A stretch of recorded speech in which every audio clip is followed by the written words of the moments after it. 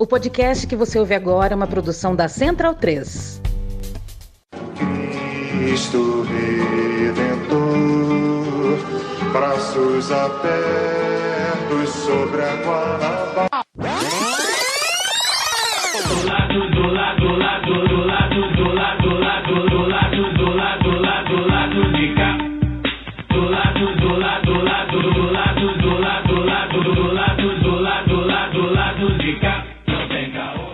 Bom momento, ouvintes da Central 3. Hoje é quinta-feira, dia 18 de novembro de 2021.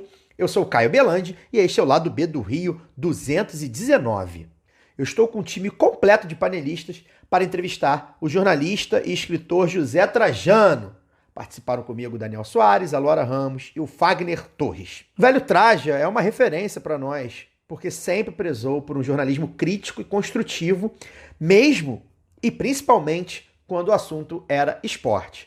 Hoje a gente tem a honra, de chamá-lo de colega de trabalho, afinal, o Zé Trajano é uma das estrelas da Central 3, onde faz atualmente o Pontapé, podcast que é herdeiro daquele velho pontapé inicial lá na ESPN Brasil. Aliás, a formação da ESPN Brasil e a saída dele da emissora também teve na pauta.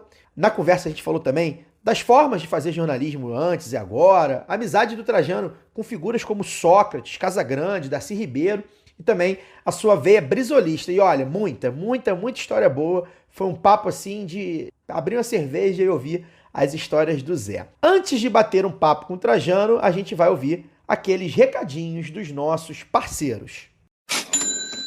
Hey, Caio! How are you? Ô Fagner, a gente já sabe que você tá craque na língua dos Yankees, cara. Mas tem uma novidade aí, né? Tem sim. A Create agora é a WeCreate, a escola de idiomas parceira do Lado B e que ensina de forma leve, divertida, com afeto e pensamento crítico. Boa, Fagner. E na WeCreate, além do inglês, você também aprende espanhol e francês. As aulas são totalmente online, com no máximo 3 alunos por turma e tem uma metodologia pensada individualmente. E o principal, sem nenhum especulador bilionário por trás. É verdade. Sou aluno da WeCreate e sei que é uma escola de idiomas plural, coordenada por 2 professoras apaixonadas por dar aula. E isso faz toda a diferença para mim. É por isso que quem quer fazer como Fagner e aprender um novo idioma, basta acessar wecreateidiomas.com ou @WeCreateIdiomas no Instagram e fazer a matrícula. Durante o mês de novembro, informe que é ouvinte do Lado B e ganhe 10% de desconto em todas as mensalidades de 2022. Lembrando que o WeCreate é WECREATE, tá bom? O WeCreate é a escola de idiomas parceira do Lado B. Que tal vestir a camisa do seu podcast favorito? Pois bem, na www.zitanossa.com.br você poderá adquirir a camiseta do Lado B para sair por aí mostrando que do lado de cá não tem caô. Claro, de máscara, sem aglomerar por enquanto, a pandemia tá aí ainda. A camisa leva a estampa da famosa frase da vinheta de abertura do Lado B do Rio. Além de andar bonitão ou bonitona e militudo ou milituda, comprando a camiseta você também ajuda no orçamento do Lado B. A parceria com a Zeta Nossa também dá mamatinha para os ouvintes em 15% de desconto nas compras no site usando o cupom LADOB15. Então siga @Zeta Nossa no Twitter e no Instagram, veja a estampa lindona da camisa do Lado B e outras estampas maravilhosas e compre a sua brusinha em www.zetanossa.com.br. O Lado B do Rio é um veículo independente financiado unicamente pelos ouvintes. Se você quer e pode nos ajudar, seja um apoiador ou apoiadora do Lado B pela Aurelo. A partir de R$2 você já colabora com a produção de conteúdo e de quebra poderá ouvir os conteúdos exclusivos. Um deles é o Documento Lado B, podcast mensal que passa a ser uma recompensa aos apoiadores e apoiadoras do Lado B pela Aurelo. Todas as demais recompensas do Padrim e do PicPay seguem valendo. O aplicativo da Aurelo é gratuito e você poderá apoiar o Lado B e outros podcasts que quiser, mas somente via cartão de crédito por enquanto, tá bom? Além do aplicativo para celular, você também pode escutar e apoiar pelo navegador digitando escute.orelo.audio/Lado B do Rio. A Aurelo é a primeira e única plataforma que remunera os produtores a cada play. Mas não se esqueça, você continua livre para ouvir os programas onde quiser.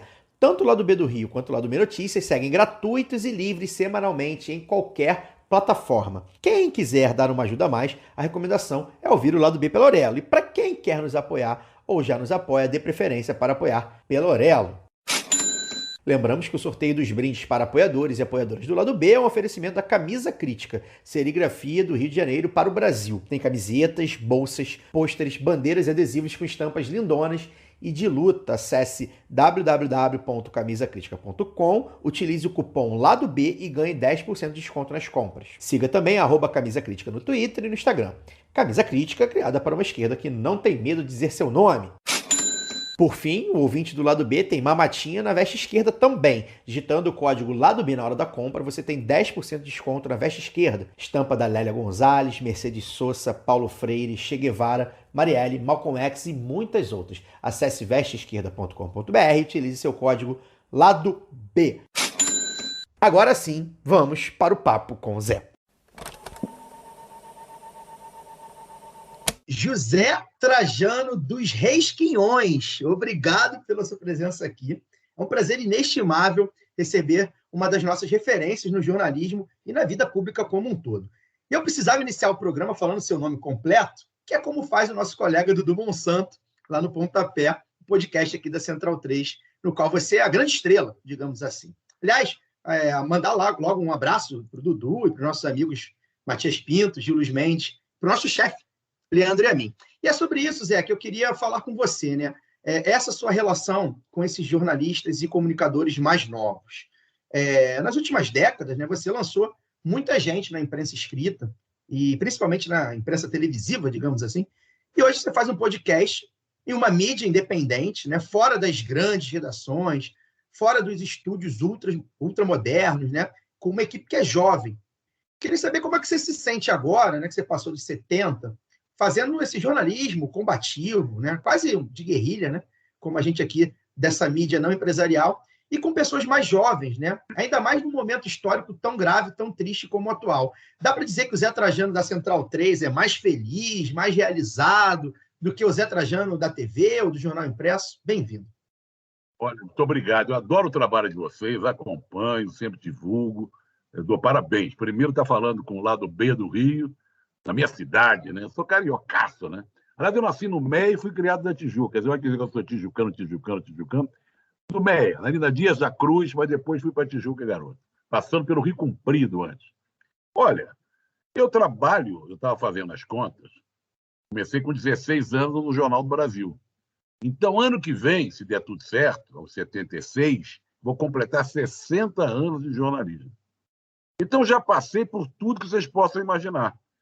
Quando eu trabalhei no Jornal do Brasil, não era nem ali na Avenida Brasil, não, era na Rio Branco, velha sede do Jornal do Brasil. Então, eu trabalhei, olha que eu vou fazer uma relação aqui, se eu me lembrar, como os jornais foram extintos. Trabalhei no Jornal do Brasil, no Correio da Manhã, no Diário de Notícias, no Jornal dos Esportes, né? Na Tribuna de Imprensa, tudo acabou. E depois trabalhei também muito em revista, na Veja, quando tinha uma certa decência, na Isto É, fui chefe da sucursal da Isto É aí no Rio, na Placar, várias vezes. Aí fui fazer jornalismo lá no Paraná, criamos um jornal lá chamado Panorama, bela experiência, com grandes jornalistas que tinham trabalhado na revista Realidade. Bom, aprendi muito com essa turma. Trabalhei na Folha várias vezes, trabalhei na Jornal da Tarde, TV Bandeirantes, TV Globo, TV Cultura. Bom, e teve a história da ESPN, onde eu fiquei 21 anos. Quando acabou a ESPN, eu fiquei meio assim, meio viúvo da ESPN ainda, porque foram muitos anos ali, né? E era um tipo de jornalismo que eu gostava. A gente tratava o esporte de um jeito diferente. Eu queria mostrar o Brasil para os brasileiros através de um canal esportivo. Por isso que tinha o Brasil da Copa do Brasil, as histórias do esporte, vai por aí. Bom, fiquei sem nada, mas eu fui procurado por uma turma jovem, uma turma que tinha trabalhado comigo lá na ESPN. Adrianinha, o Pedro Link, o Caio Salles. E aí, o que você vai fazer? Eu não sei. Vamos fazer um negócio juntos. Falei, topo. E aí começamos a fazer algumas coisas juntos, entre elas que era aqui em casa, na sala do Zé. Veio o presidente Lula, veio o Haddad, veio Manuela Dávila, veio o Ciro Gomes, veio todo mundo. Era aqui na sala de casa, com várias câmeras, mas com o tempo começou a sair meio caro para mim, porque eu tinha que bancar mais 2 câmeras, uma mesa de áudio, não sei o quê. E a TVT me chamou. E o pessoal da Central 3 também me chamou. Então, eu fui incorporando no balaio recente, já tem tempo, uma nova atividade. O pessoal gosta de falar de reciclou, sei lá se é isso. Podcast na Central 3, com a moçada, o Yamin, o Matias, o Gil, né? E aí com o meu querido Dudu. A TVT, que também ao mesmo tempo passa na Rádio Brasil Atual, que é uma emissora combativa, de guerra, né? E estou na UOL agora também, comentando futebol, falando umas coisinhas aqui e ali. Esse é o panorama hoje. Se eu sou mais feliz hoje, não sei. Eu sei que eu sou feliz. Trajano, Fagner falando. Em primeiro lugar, vou dizer para você aqui o que eu escrevi hoje quando divulguei o programa, né? Que eu há 20 anos eu pisei na faculdade de jornalismo pela primeira vez. Minha primeira aula foi exatos 20 anos. E eu nunca imaginei que eu pudesse, por mais que, óbvio, tivesse a expectativa de me tornar um jornalista profissional, né? Trabalhar com isso, nunca imaginei que pudesse entrevistá-lo, porque você já era referência, já naquela época, como você mesmo disse, você tinha passado por muitas redações, e depois a ESPN acabou se tornando uma referência para mim, que sou um amante, sou um fã de esporte, né? Como era a própria marca da emissora.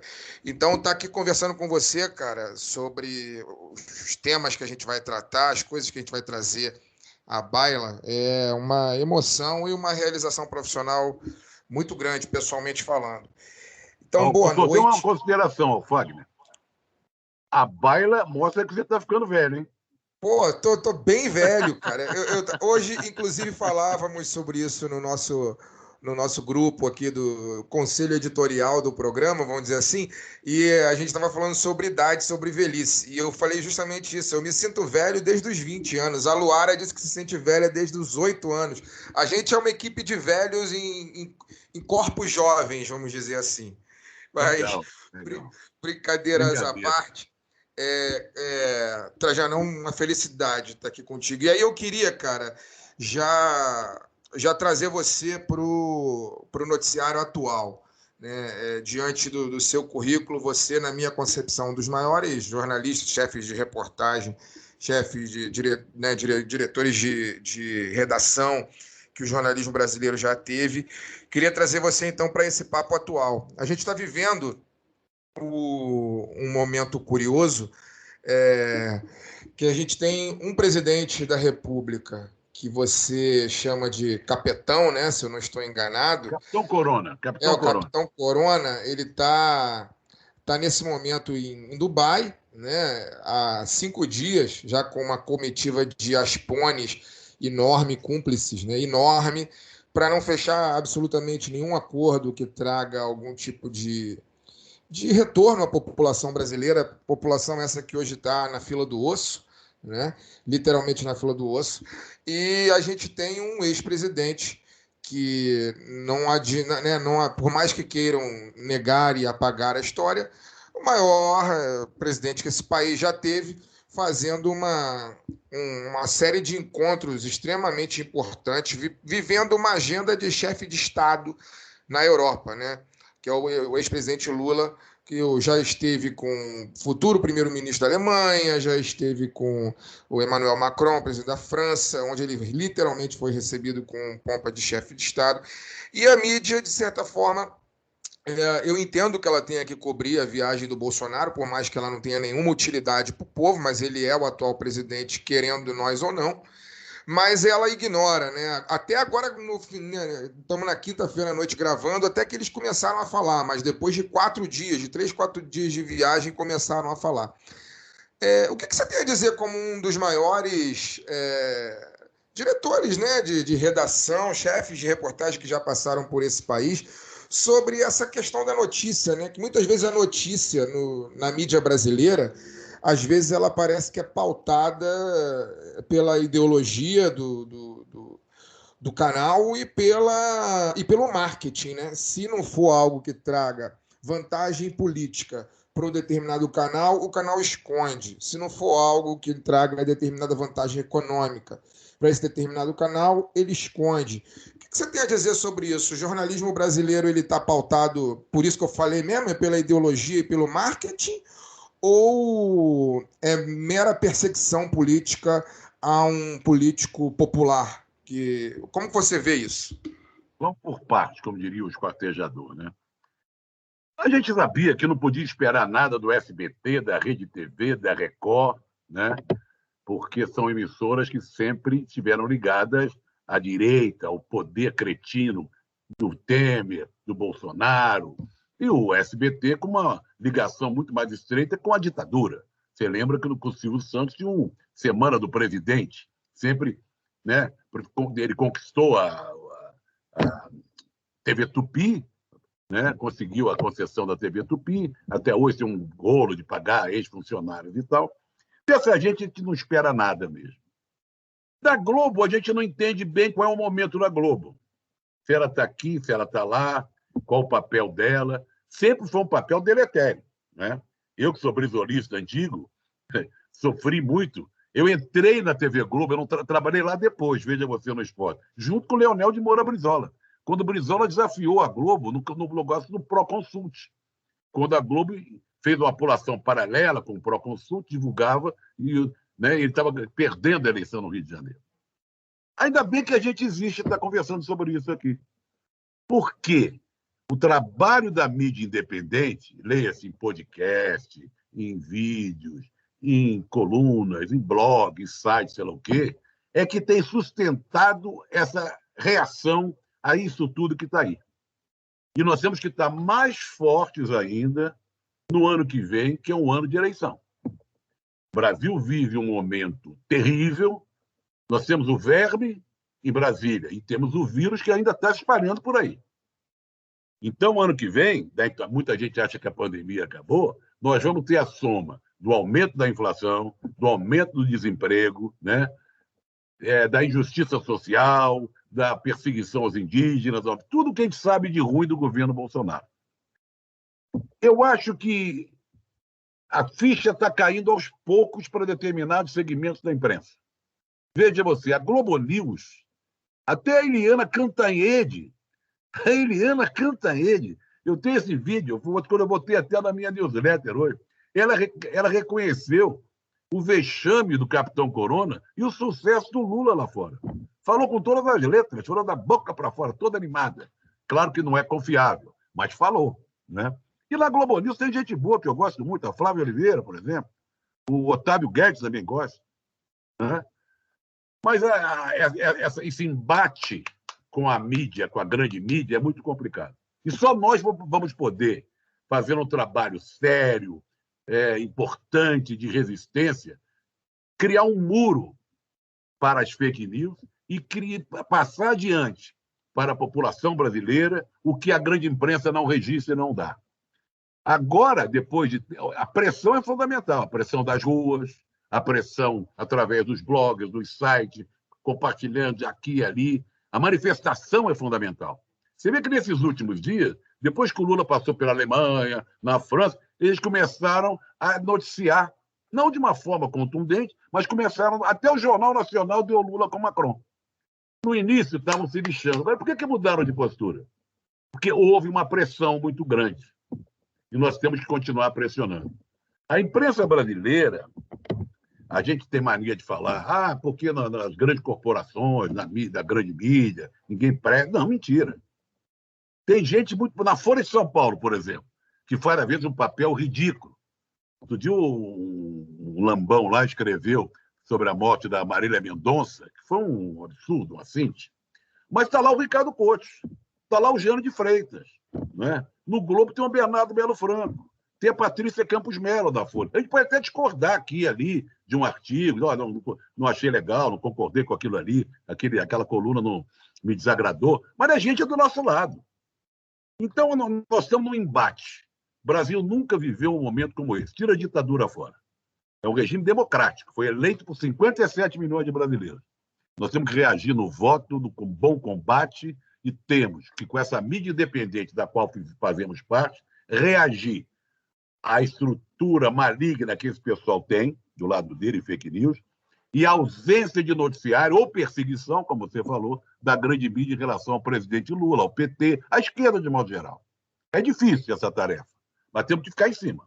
Olá, Trajano, aqui é Luara, tudo jóia? Agora sim, devidamente apresentados. Então, você é uma grande referência aqui para a gente, né, no lado B, e para toda uma geração, ou como nós falamos aqui um pouquinho anterior, né, mais de uma geração, se me permite dizer assim, e fez boa parte da sua carreira no jornalismo esportivo, né, que é, antes de tudo, jornalismo também. Na linha disso que você falou, e também da pergunta do Fagner um pouco, eu queria saber como é que a gente faz para resgatar o jornalismo dessa tendência de transformar tudo em entretenimento. Olha, eu brigava muito com isso lá na ESPN. A direção do marketing, da publicidade, o próprio diretor-geral, eles queriam que a gente adotasse essa linha do entretenimento. E eu brigava para ser a linha jornalística. Criamos ali o pontapé inicial, história do esporte, Loucos por Futebol, Brasil da Copa do Brasil, onde os repórteres saíam para a rua, viajavam o Brasil inteiro. Quando tinha a Copa do Brasil, a gente viajava o Brasil inteiro.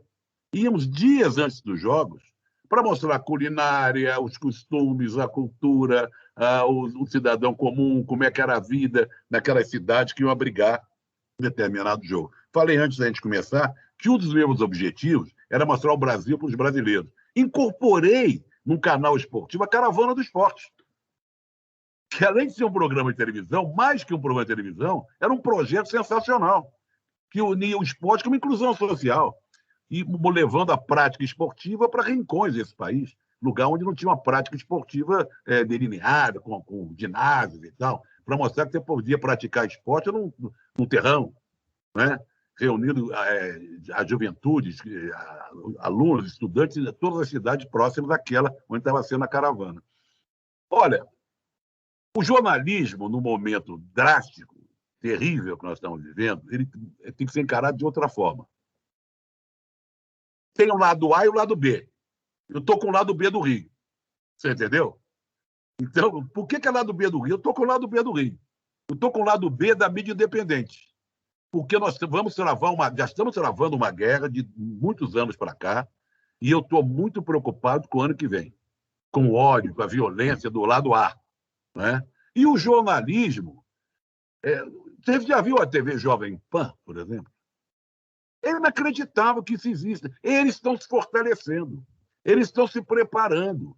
O dono da Jovem Pan parece que é sócio daquele sujeito que banca lá o Atlético Mineiro, o MRV. Comprou a Rádio Itatiaia, que é a rádio mais forte lá de Minas Gerais. Então, eles estão se preparando. Eu imagino pelo interior do Brasil.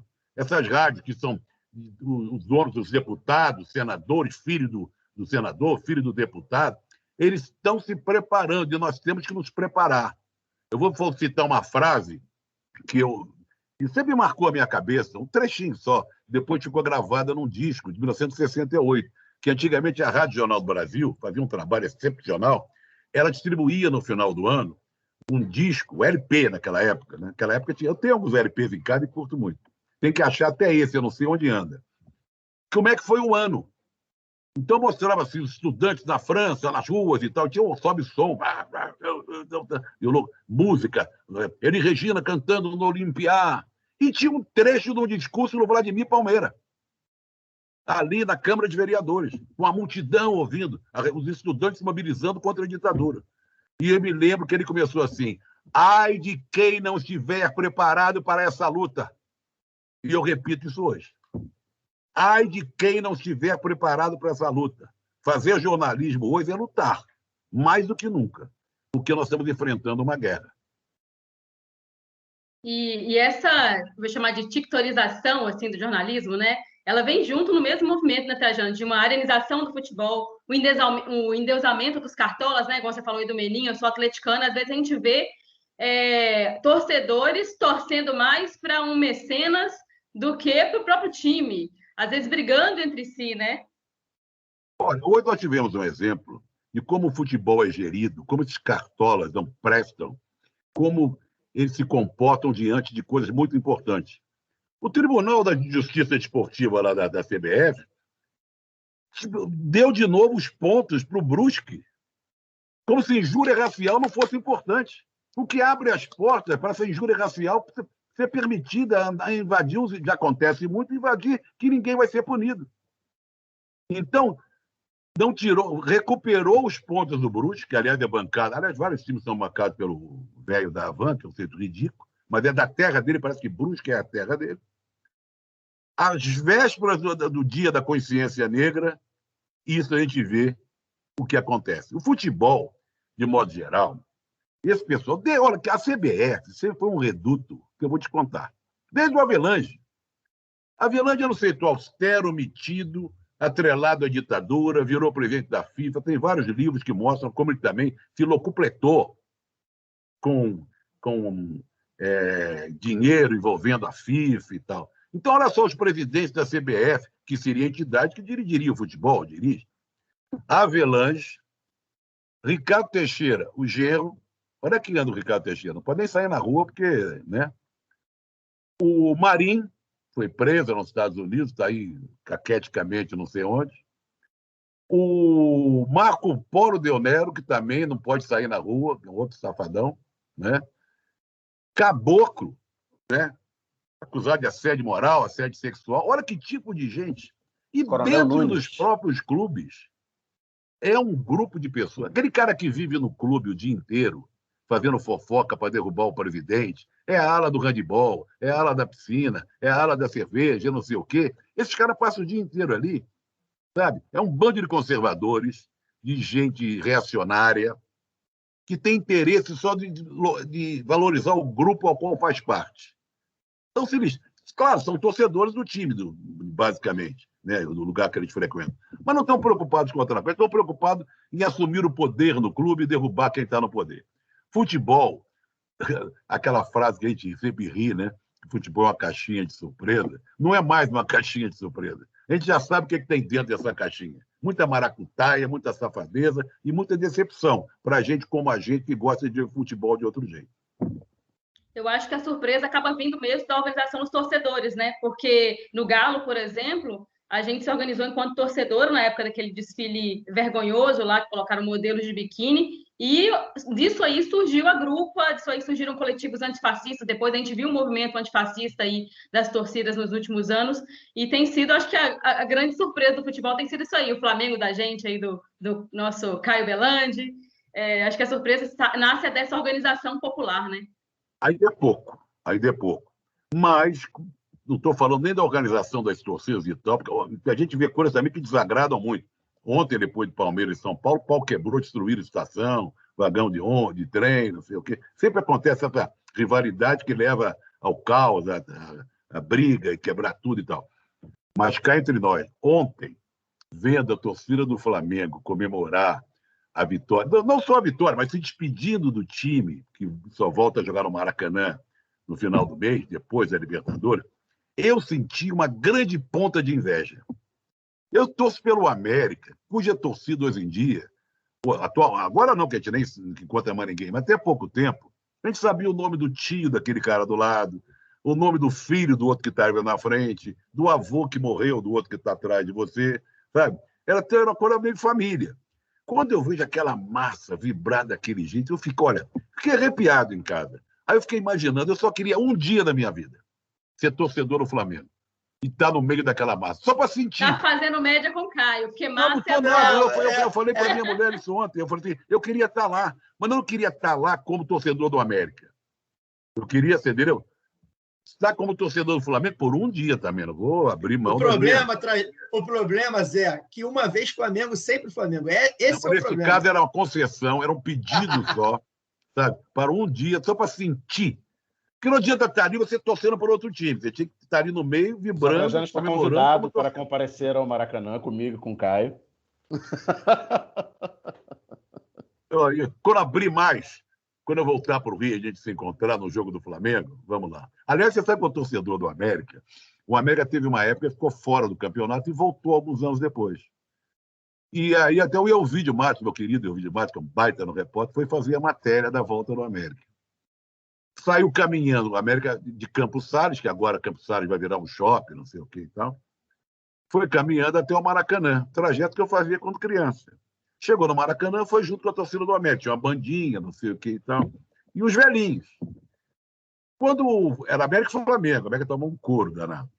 Quando o Flamengo entrou em campo, os velhinhos gritaram uma coisa que todo mundo, torcedor do América mais velho, fala: vocês quebraram a perna do Alarcón. Isso foi em 1956, quando o Flamengo foi tricampeão. Era de 55, final foi em 56. Foi uma melhor de 3. Primeiro jogo, Flamengo 1-0, gol de Evaristo. Segundo jogo, América 5-1. Aí o terceiro jogo, era domingo, quarta... Não, era quarta, domingo e quarta. Meu pai foi ao jogo, eu vi pelo rádio com a minha mãe. Flamengo 4-1. O Alarcón, que era um jogador argentino do América, o nosso craque, teve a perna quebrada pelo cangaceiro Tomires. Não tinha substituição, a América ficou com 10. Então, até hoje, quem está vivo ainda e viveu aquela época, se cruzar América e Flamengo, o cara se lembra, vocês quebraram a perna do Alarcón.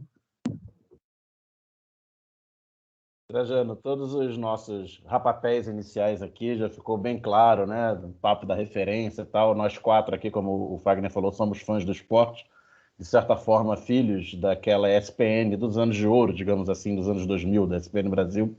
Então, queria fazer 2 perguntas quanto a isso. A primeira é como aquilo tudo foi possível, considerando que é uma marca internacional, né, de uma multinacional, e que no início, aqui no Brasil, era representada pelo Grupo Abril. Né? O Grupo Abril, inclusive, começou como TVA Esporte. Em 95, depois virou ESPN Brasil. Então, como você conseguiu fazer o que fez com toda aquela turma maravilhosa na imprensa corporativa? Não deixava de ser uma imprensa corporativa. E segundo, se você considera que a sua saída, primeiro da direção geral em 2012, da direção de jornalismo em 2012, depois de forma completa do canal em 2016, ela coincidir com a radicalização da direita brasileira, é apenas uma coincidência ou você acha que tem a ver? Olha, vamos para o início. Se você me perguntou agora como tudo começou, é difícil de explicar. Eu já carregava comigo uma experiência muito grande que eu tinha feito. Não só como tudo começou, mas como foi possível montar o que você montou era TVA, como você falou. Eu já carregava uma experiência da Folha de São Paulo. Onde eu criei na Folha de São Paulo, eu era editor de esportes, uma editoria de esportes que misturava um pouco de comportamento meio irreverente e politizada. Deu até com a 25 de abril, direta já. Para você ter uma ideia, no dia das diretas já, a manchete do esporte e a foto do esporte, naquela época, o esporte era na última página do primeiro caderno, lembram disso? Hoje em dia, também não tem tanto jornal para ver, fica dentro. Mas o jornal tinha a última capa do primeiro caderno, era esporte, e tinha a capa de dentro. Aí eram 3 páginas.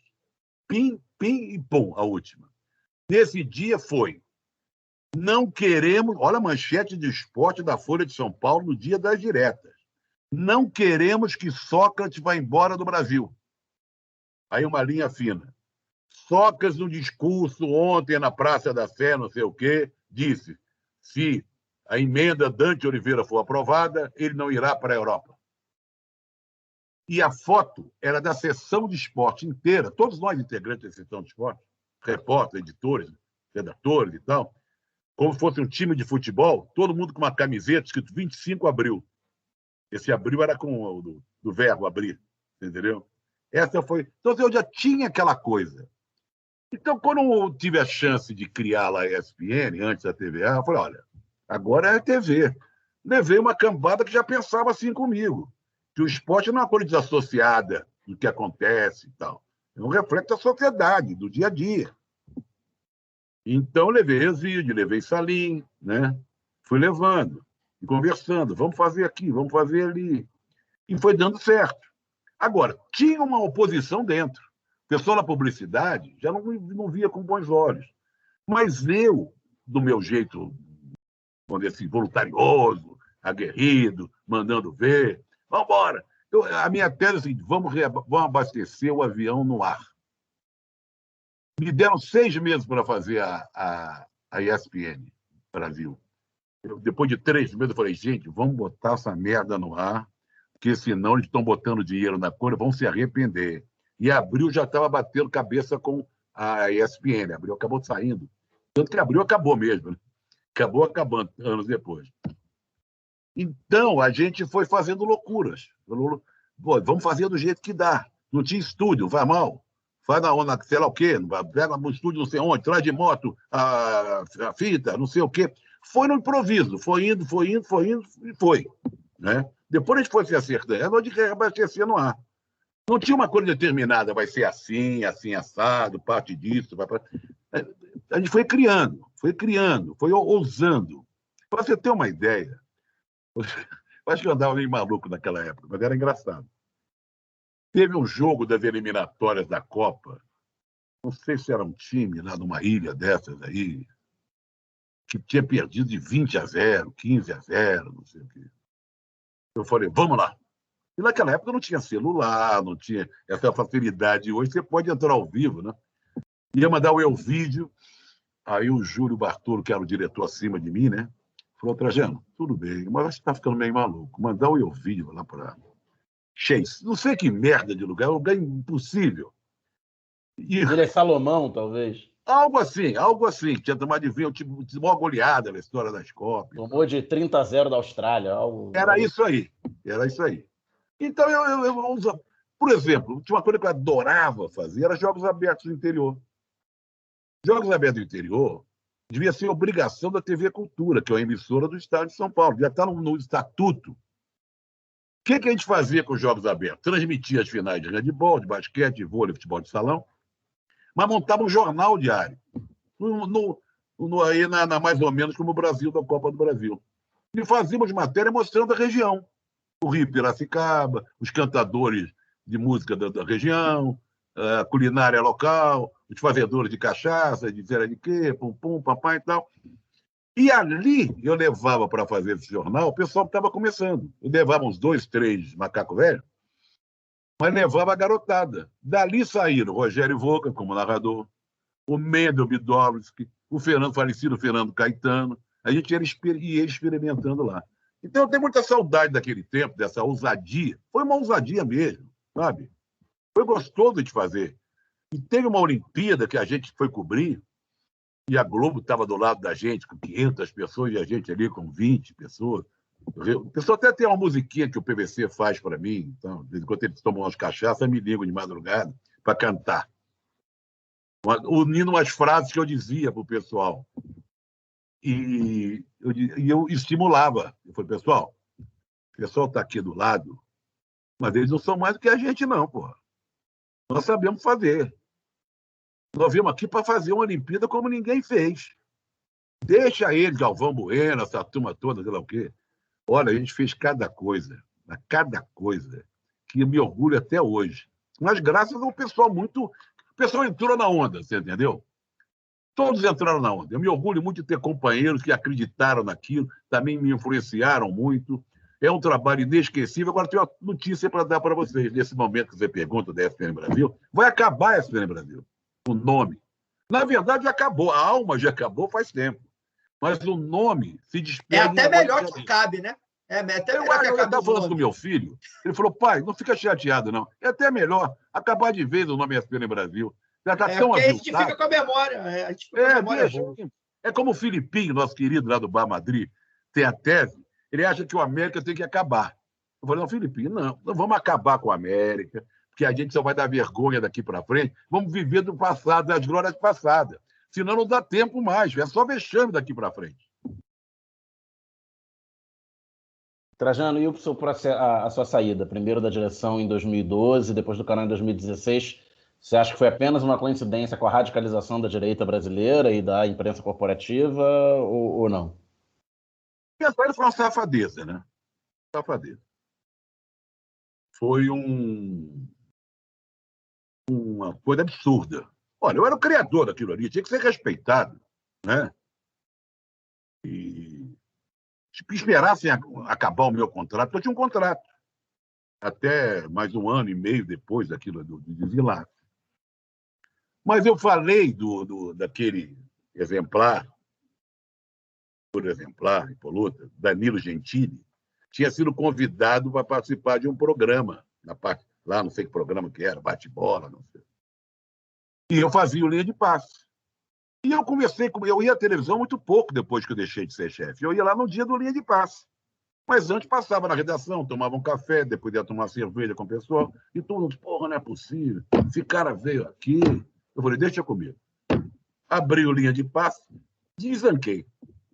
Porque eu estou falando em nome meu e de outras pessoas aqui de dentro, que esse senhor inclusive, tinha sido 2 dias depois de que uma menina foi estuprada aqui no Rio de Janeiro por um bando de pessoas, 11 caras, não sei. E ele tinha aquela história dele que cumprimentou uma vez no programa dele. Esse cara é um gênio. Encheu a cara da menina e depois comeu. Lembra disso? Depois retirou das redes sociais. Aí eu falei disso, comentei isso tudo. Você sabe que algumas pessoas do canal, que eu tinha colocado lá, tomaram a defesa dele, achando que foram agredidas, porque eu escolhi a produção.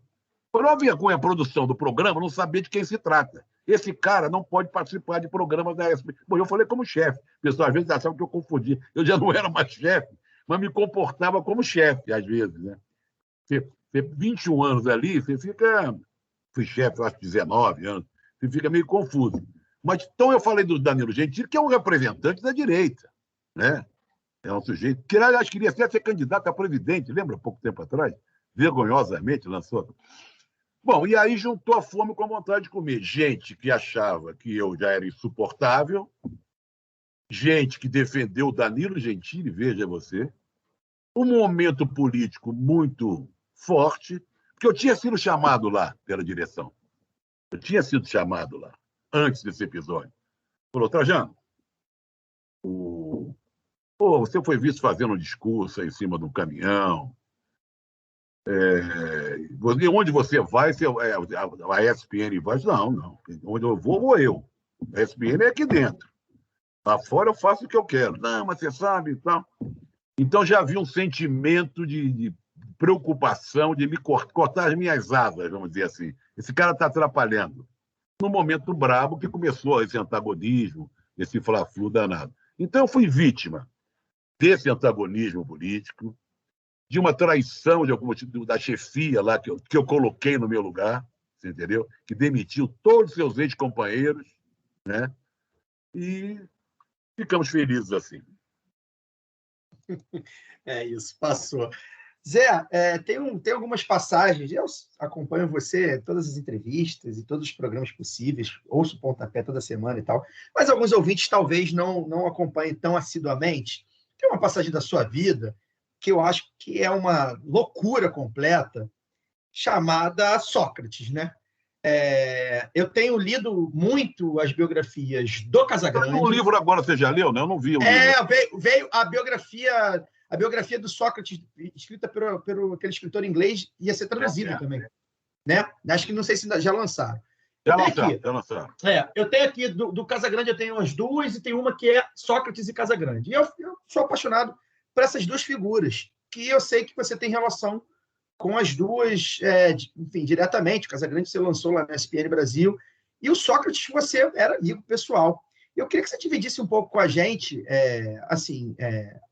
quem olha, quem digita aí Doutor Sócrates ou Sócrates, jogador de futebol, e lê as matérias e vê os relatos, né? O Sócrates era um cara muito diferenciado, um cara que, enfim, é um gênio realmente da bola dentro de campo e fora de campo. Eu queria que você contasse para a gente assim, como é que foi, para quem de repente não sabia dessa passagem sua, morando com Sócrates na Itália, sua amizade com Sócrates, né? Como era o Sócrates para você, e, enfim, o que o Sócrates representava também ali para a tua geração, principalmente de jornalistas, numa época que o jornalismo tinha essa relação com os grandes jogadores, né? Era uma relação mais próxima mesmo, não era uma relação de assessoria fria.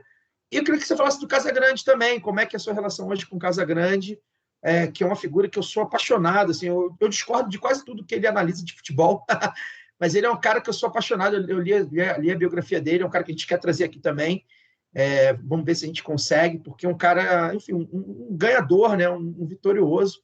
Queria que você falasse sobre esses dois, que são dois caras diferenciados dentro de campo, foram diferenciados, mas principalmente como figuras públicas, né, defendendo as bandeiras que o Casagrande até hoje, o Sócrates morreu defendendo essas bandeiras do povo mesmo, né, do nosso campo. Queria que você falasse um pouquinho, contasse essas histórias, principalmente de Sócrates, dividisse com a gente. Eu vou começar pelo Casagrande, começar ao contrário. A gente se fala praticamente todo dia. Veja você. Ele manda para mim os artigos que ele escreve, às vezes ele manda antes de escrever. ele é muito agradecido pelo fato de eu ter colocado ele como comentarista. Ele não esquece isso. Eu falo, cara, não te esquece, foi tanto tempo, você tinha toda a pinta de ser um bom comentarista. Não, mas ele traz isso com ele. Ele é muito grato. E eu passei a ter uma relação. Eu não tinha muita relação com ele quando ele jogava. Eu era admirador do futebol dele, achava uma figura diferente, né? O jeito berreada, curtia rock, cabelo grande. Era uma figura já visualmente já diferente. Mas eu levei ele para a ESPN, ele teve atitude magnífica comigo. Por exemplo, quando ele estava comentando, naquela época você levava a roupa de casa. Assim como você está, eu estou, a gente ia e vamos nós, não tinha não de figurina, essas coisas. E ele estava muito bem, começando como comentarista, e a Globo convidou ele para ir para lá. E eu pagava um cachê, não tinha um dinheiro assim para pagar salários e tal. Era cachê, participação para o jogo. Aí ele falou, Trajano, a Globo me convidou para ir para lá, sabe, fixo, não sei o que e tal. Mas eu disse para eles o seguinte, eu tenho um compromisso com você aqui até acabar o campeonato. Depois, se eles quiserem, me levam. Olha só, podia ter dado uma banana para mim, para a TVA, eu acho, TVA Esporte, sabe? Ia ganhar, não por jogo, mas ia ganhar uma grana legal, sabe? Ter uma posição de destaque. Então, mostra bem o caráter dele. Quando antes, um dia ou dois antes dele sofrer aquele acidente, que o carro capotou, que ele se quebrou, foi internado, e ali estava num momento muito ruim, ele me procurou na ESPN. Muito tempo que a gente não se via. Me procurou, ele estava muito mal, Caio, muito mal. Magérrimo, assim, com uma expressão estranha, cinzenta. Sabe aquele cara que fica com cinzento? Por que você quer, cara? Não, vamos conversar. Aí ele vira para uma sala lá de reunião. Estava ele e uma moça com ele.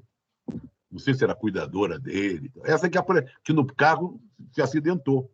Né? Ele deu muita sorte, ele capotou, caiu para um lado da calçada. O outro lado tinha uma festa. Já imaginou? Ainda bem, né? Falou, Globo, eu vou ter uma conversa agora com o Marquinhos Mora. Marquinhos Mora ele adorava também que morreu, que era o diretor lá. Olha o pessoal, não quero mais a Globo. Se você me der aqui X por mês, eu fico aqui. Digo, Casão, isso que você está pedindo, eu te dou. Agora, você vai ter que lavar banheiro, trabalhar na portaria, ser comentarista de todos os jogos, você entendeu? Trabalhar de 7 da manhã até 2 da manhã, porque eu vou ter que demitir todo mundo para ficar com você aqui. Você acha que o nego ganha 80 pau, 100 pau por mês aqui? É 10, 5, 3, sei lá, não é? E outra coisa, deixa de ser bobo. Você está se recuperando de uma série de coisas e a Globo está te dando guarida, porra. A Globo deu guarida para ele durante muito tempo. Vai lá, deixa de ser bobão, assina o contrato, renova o contrato e toca o bonde para frente, não faça merda. Então, essas demonstrações de carinho, de convivência, a gente tem. Sócrates. Eu dei muita sorte em algumas coisas. Eu nem sei como é que essas coisas caíram de paraquedas na minha vida. Por exemplo, eu fui braço direito do Darcy Ribeiro. Ele caiu no meu colo. A gente vai chegar nesse assunto. Depois eu conto, mas caiu no meu colo. Darcy. Eu nunca estudei. Caio, eu nunca estudei. Eu não terminei o científico, porra. Sabe? Olha só. Aí, o Sócrates, como a gente fazia aquela sessão de esporte editoria um pouco mais politizada, né? Eu me aproximei do Sócrates. Mas meio à distância, eu tinha encontrado com ele, veio tomar uma cerveja, não tinha muita intimidade. Quando ele foi para a Itália, acabou não passando a emenda Dante de Oliveira, como a gente desejava lá na editoria de esporte, ele foi e eu tinha me separado. Da mãe dos meus primeiros filhos. E eu falei, porra, tá meio chato aqui, porque eu quero um outro tipo de... Aí eu resolvi me mandar para a Itália, onde moravam e jogavam vários craques do futebol brasileiro. Naquela época, a Itália era o que é a Inglaterra hoje. Tinha o Júnior, tinha o Cerezo, tinha o Falcão, o Sócrates, o Edinho, o Juari, e sei lá mais quantos. Aí eu fui para a Itália com uma namorada que eu tinha e mais um casal amigo. Olha, vamos lá que a gente manda umas matérias, tentei entrar em contato com a Bandeirante, a gente manda umas matérias para cá. Bom, não deu nada certo. Deu mais ou menos. Como diria o Gilberto Gil no final daquela música do Emicida. E aí? Mais ou menos, né? Que eu acho uma delícia. Aí, eu liguei para o Sócrates. Chegamos lá em Florença, nos hospedamos numa pensão. Falou, só, tudo bem? Tá vendo aqui? Pô, claro, vem aqui em casa. Ele morava em Grácina, que era um lugarejo bonitinho que pertencia a Florença. Mas era não, município, vamos dizer, eu acho que é um município com vida própria. Mas é um lugarejo. Do lado de Florença. Morava no Alto de um morro, uma puta numa casa legal e tal. Fui lá, velho, conversamos, tomamos vinho e tal, aquela coisa toda. Aí começou a nascer uma amizade. E aí esse casal foi embora para o Brasil. Eu, a minha namorada, e toda noite a gente ia para casa do Sócrates e ficava. Ela ficou muito amiga da mulher do Sócrates, tá? E eu conversando com o Sócrates. Só que tinha uns amigos italianos também que iam lá, faziam comida, jogavam pôquer e tal. Mas aproximou nós dois. Nós dois fomos para lá. Ele estava lá com os filhos, com a mulher, mas estava solitariamente. Ele não queria ter saído do Brasil. O Brasil é efervescência política. Ele gostava da Rosemary, da cantora, entendeu? Ele não estava feliz em Florença. Ganhava bem, tinha carro, uma puta casa, os filhos. E ficamos nós dois nos aproximando. Até um dia, quando acabava assim de noite, chamava um táxi, ou às vezes ele levava a gente. Falei, não, fica aí, já bebemos muito e tal. Eu não vinha, eu nunca vi o Sócrates tomar cachaça, avó, nunca. Sócrates, aliás, era bebedor de cerveja. Vinho tomava eu. Ele sempre tomava cerveja. Impressionante isso, né? Aí eu chamava, e eu voltava para a pensão. Até que um dia ele falou, peraí, pô, toda noite a gente fica aqui, interrompe a conversa e vai para a pensão, pô. Fica aqui, dorme aqui, tem quarto suficiente. Falei, então vou. Pô. Bom, aí fiquei meses assim nessa situação, na casa dele. Aí a amizade cresceu mais ainda, tem casos inacreditáveis, malucos e tal, de amizade, de amigo mesmo, sabe? De ombro, assim, de companheiro, sabe? De coisas assim, de chorar junto, sabe? E até uma vez eu perguntei para ele, uma coisa contável, vamos dizer assim. Eu falei assim, mas não vem cá, me diz uma coisa. Ele tinha mania de botar umas garrafas de cerveja do lado de fora da casa para gelar. Mas fazia muito frio e quebrava a maioria das garrafinhas de cerveja pequena. Até que ele comprou. Eu falei, pô, Zanda, eu não vejo aqui nos bares direito. Mas tinha, para alugar, barril de chopp. Não é que ele alugou um barril de chopp, botou na cozinha da casa, de Becks? E até na época eu pensei em escrever um livro chamado Toque de Becks, que era o toque de calcanhar por causa da cerveja. Muito bem. Ficava na cozinha. Acabava o barril, vinha um carro lá, levava legumes, verdura para a família toda e mais um barril. Bom, aí um dia eu perguntei, vem cá, Magrão, qual foi o seu momento melhor no futebol? Não com essa... Eu falei para você que eu estou perguntando a um cara que eu não conheço, né? Conversa. Pô, não, sabe? Pô, você jogou na seleção, pô, o Corinthians, não sei o quê, papá. Pô, mas você fala sempre com tanto carinho com o pessoal lá de Ribeirão, pô. Como é que foi a melhor lugar, o melhor momento de futebol? Não foi no Corinthians, não foi na seleção, não foi porra nenhuma. Foi quando a gente jogava o campeonato de fazenda. A gente era estudante da faculdade de medicina, o pessoal pegava a gente jogava bem bola, botava em cima de um caminhão, sabe? E usina, né, de fazenda, de usina, porque tinha muita usina lá. E nós íamos de caminhão, na boleia do caminhão, todo mundo para jogar jogo numa determinada fazenda, numa determinada usina. Acabava ali, era cervejada, churrasco, não sei o quê, a gente comemorava e tal. Foram os melhores momentos da minha vida como jogador. Então você vê como é que era o Sócrates. Claro que a seleção, Copa do Mundo, capitão do time, conquistas pelo Corinthians, foram sensacionais na vida dele. Mas do lado romântico dele como jogador, a saudade dessa história que ele viveu. E o dia não era o melhor, não. Aí tinha um cara lá, o Marquinhos, não sei o quê. Esse era o bom. Eu gostava de jogar ali porque tinha cerveja, churrasco, companheirismo da gente. Momentos inesquecíveis. Eu vou e fazer quando só ele morreu, vai. senti muito. Não, e ele, o que ele fazia? Às vezes ele ia lá para Real, ali perto, a gente chama de padaria, mas nunca foi padaria, era um bar, assim, lanchonete, grande esquina. Me ligava para a SPN. Cajã, vamos tomar uma cerveja, vem aqui. Eu digo, Magrão, estou trabalhando, meu, pô. Não dá para largar tudo de tarde. Quando eu acabar aqui, eu vou. Só que isso era 2, 3 da tarde. Se eu sair às 9, ele estava lá esperando, já com outros caras, conversando, contando caso e tal. Figura inesquecível, muito generoso. E caiu no meu colo essa história. Caiu no meu colo. Muita gente pede para eu falar sobre o Sócrates, porque Porque não é qualquer um. Pensa bem, eu fui o único cara que morou com Sócrates na Itália. Além dos filhos e da mulher. É muito louco isso. É um privilégio tanto, né? Fazer aqui a parte para fazer uma dica cultural no meio do programa, rapidamente. Daqui a pouco eu passo para o Fagner. Como eu falei, eu sou fã dos dois, né? Mas principalmente o Casagrande. Casagrande e Seus Demônios é a primeira biografia do Casagrande com Gilvan Ribeiro. E, gente, serve para quem quem gosta de futebol, mas para quem não gosta também, tá? O Casagrande realmente tem histórias maravilhosas de uma época, um personagem do seu tempo, né? Como o Paulo Júnior gosta de falar.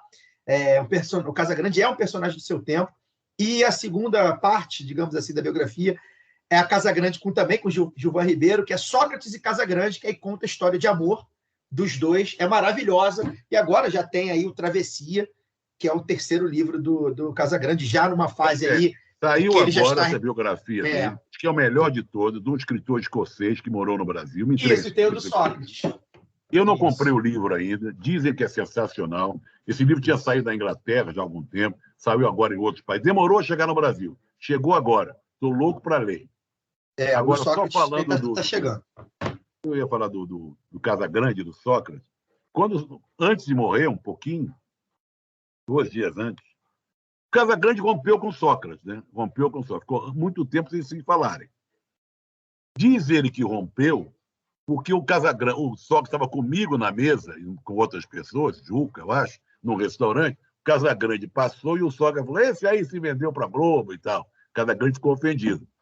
E eu no meio da história, veja você. Eu acho que foi isso, mas não foi bem isso, mas teve esse caráter. 2 dias antes do Sócrates morrer, eu fui visitar o Sócrates no Einstein. Eu já estava em coma ali, não. Quando eu vou pegar o elevador, quem é que desce do elevador, sai do elevador? Casagrande, chorando. Tinha acabado de vir. Ali ele voltou toda aquela história que ele tratava de um cara como um irmão mais velho, uma espécie de pai e tal. Nos abraçamos e tal. 2 dias depois morreu o Sócrates. Trajano, pouquinho dera aqui, né? O Casão, eu espero que a gente tenha a oportunidade de entrevistar em breve. A gente está na luta, vamos ver se a gente consegue para 2022 ouvi-lo. E quem dera que a gente tivesse tido a oportunidade de conversar com o Sócrates, porque a gente também era muito fã, né? E alguém cresceu vendo a ESPN, via as participações do Sócrates nos programas, né? E sabendo da história, que é amante do futebol, sabe do quanto ele era um cara importante, peitou a ditadura militar. Ele é aquilo que todo atleta, a gente imagina que todo atleta deve ser, né? Um atleta de renome que coloca o seu nome a favor da justiça social. Mas eu queria, Trajano, que você comentasse uma outra coisa. Você está com... Nossa conversa inicial aqui, você citou, você fez 75 anos, não é isso? Ou 76? Exatamente, agora em outubro, foi em outubro agora. 75, você fez 75 anos, e eu queria que você falasse como que você vê a passagem do tempo. Você é jornalista, você trabalhou nas redações por dezenas de anos, e hoje eu queria que você, olhando para trás, como que você vê a passagem do tempo, a sua passagem do tempo e a passagem do tempo do jornalismo brasileiro? Né? Hoje em dia, as redações debatem, por exemplo, coisas que sempre foram muito importantes, mas nem sempre tinham o espaço que tem, até pela própria tecnologia, o advento das redes sociais, coisas como machismo no jornalismo, coisas como racismo no jornalismo. A gente é uma sociedade de 54% de pessoas negras, no entanto, as redações ainda são extremamente embranquecidas, né? A gente é um país de maioria de mulheres, não só de mulheres... formadas, né? Mulheres com possibilidade de fazer o 3º grau, como na própria sociedade, de uma maneira geral, a maioria da sociedade é mulher. Como que você vê hoje, aos seus 75 anos e fora das redações, esse avanço, né? O avanço que significa essas discussões permeadas no jornalismo brasileiro? Uma coisa bem ampla para falar, mas vou tentar te dizer que essa semana mesmo, talvez para essa homenagem que eu vou receber amanhã aqui na Assembleia Legislativa, por indicação do deputado Paulo Fiorilo, do PT, recebeu um colar. Então, fiquei pensando o que eu vou dizer lá, não sei o que eu vou dizer. Essa conversa nossa está até ajudando, porque eu já estou me preparando, estou falando de coisas minhas, né? Pode ser um embrião, né? Como futebol, como é que fala quando o time está se preparando para jogar? Uma pré-temporada. Pré-temporada. Daqui uma pré-temporada para amanhã. Bom, eu já fiquei com muita raiva. Eu tenho muita saudade de redação. Da redação do impresso. Da redação do impresso. Porque nos últimos anos, quem se deu melhor, vamos dizer assim, para ter uma vida mais digna, foi quem saiu do impresso e foi para a televisão. Os salários. Não é porque botava a cara bonitinha no ar.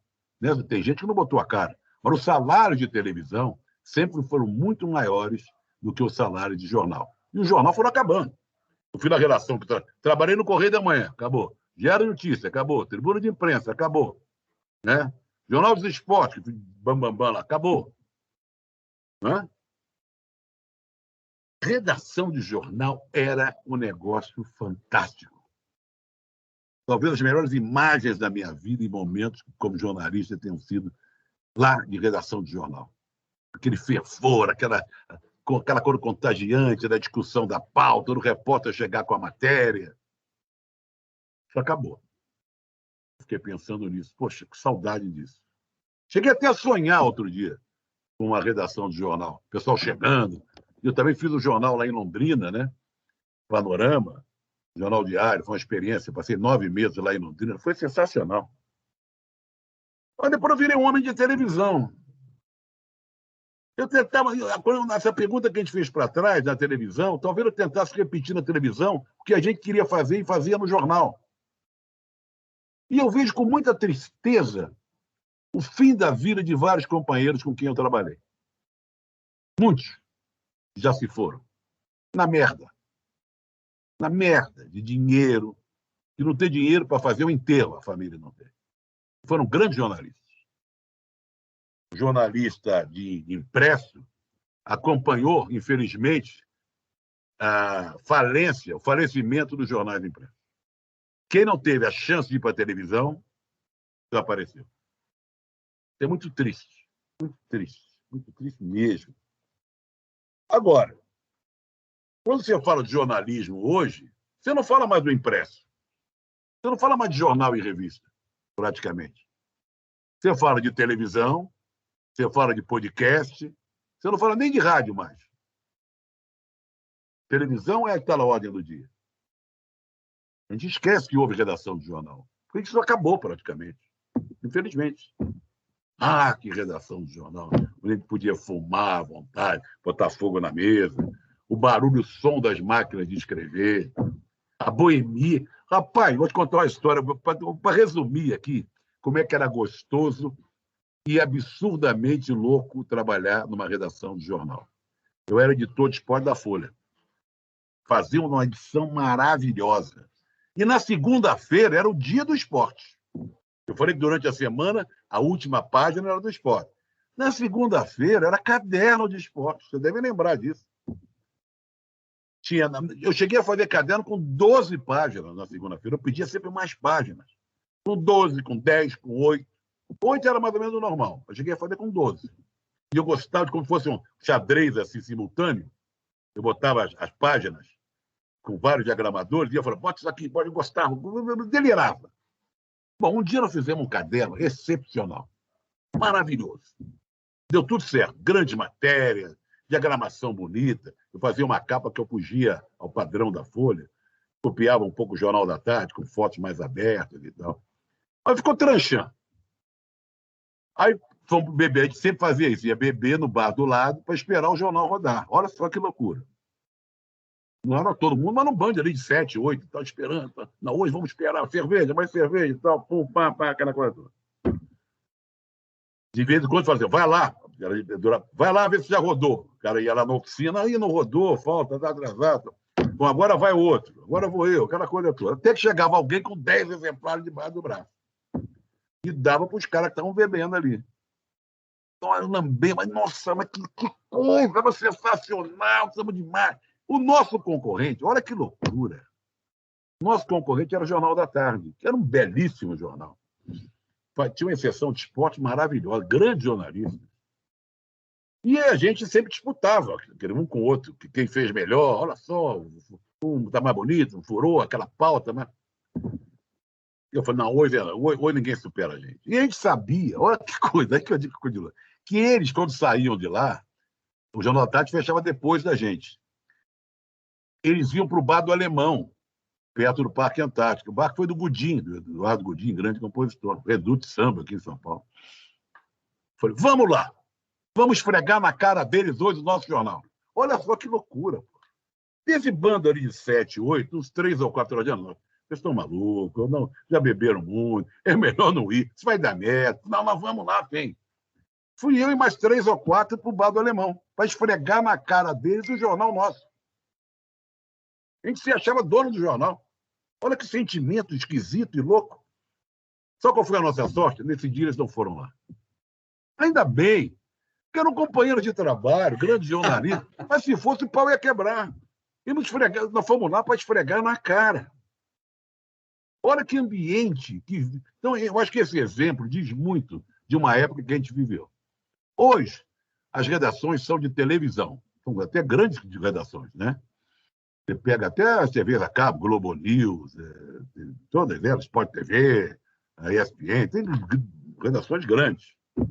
Mas não tem mais aquele espírito que tinha. É diferente, muito diferente. E o número de mulheres aumentou, né? Curiosamente, aumentou nas chefias, da participação, como comentarista, que é muito legal. Isso é importante, né? Em relação à presença do negro na televisão, ainda é um negócio terrível, né? Muito pouco, né? A presença, não sei, se há talvez há um racismo mesmo, uma branquitude na televisão, né? No ar e fora do ar. No ar e fora do ar. Vi com muito bons olhos a menina, as duas, a outra que está apresentando o Jornal das 10 na Globo News, e a Maju apresentando agora o Fantástico. Né? É a Aline Midled, Aline, né? é interessante, Aline, uma pessoa interessante. Mas tem muita saudade daquela época da redação de jornal. Vocês não podem imaginar. Talvez tenha sido os melhores momentos da minha vida assim, profissional. Independente do jornal que eu trabalhei. Era muito gostoso. A gente imagina tanto, Trajano, que a gente pensa, o nosso grande sonho aqui, enquanto veículo, né, enquanto podcast, a gente se considera já mais um veículo, até do que um próprio podcast. Nós temos 2 podcasts, temos site, enfim. Nosso grande sonho é ter uma redação nossa, né? Inacreditável. Tem que ter. O nosso sonho é esse, a gente construir uma redação. E aí, eu falava isso, nós temos um grupo de apoiadores, né, que é o nosso financiamento coletivo. A gente tem um grupo de Telegram onde a gente conversa, eles sugerem pautas, sugerem entrevistados e tal. E essa semana eu estava falando, meu sonho é ter uma redação onde a gente possa colocar, né, os jornalistas para poder fazer a redação do podcast, né, o estúdio do podcast, uma galera para poder fazer reportagem de um mês, editoria Amazônia, editoria Direitos Humanos, Esse sonho se realize, porque vai ser um delírio total e majestoso. Meu sonho é esse, Trajano, meu sonho é esse. A gente queria muito viver uma redação como essa, fazendo jornalismo independente, sério e com foco em direitos humanos, sobretudo. Podem contar comigo, quer dizer, posso do que eu promover, ajudar, contribuir, estou nessa. Tá, muito bom. Trajano, a gente falou aqui de como a mídia esconde, né, a viagem do Lula, a gente citou aqui, mas a gente também, que no meu caso, né, que torce para um time fora do eixo Rio-São Paulo, a gente também sente muito isso no futebol. Às vezes parece que os caras nunca viram um jogo do Galo, assim, o time que é líder do campeonato, né? Você citou a compra da Itatiaia e parece que vira tudo uma mesma coisa.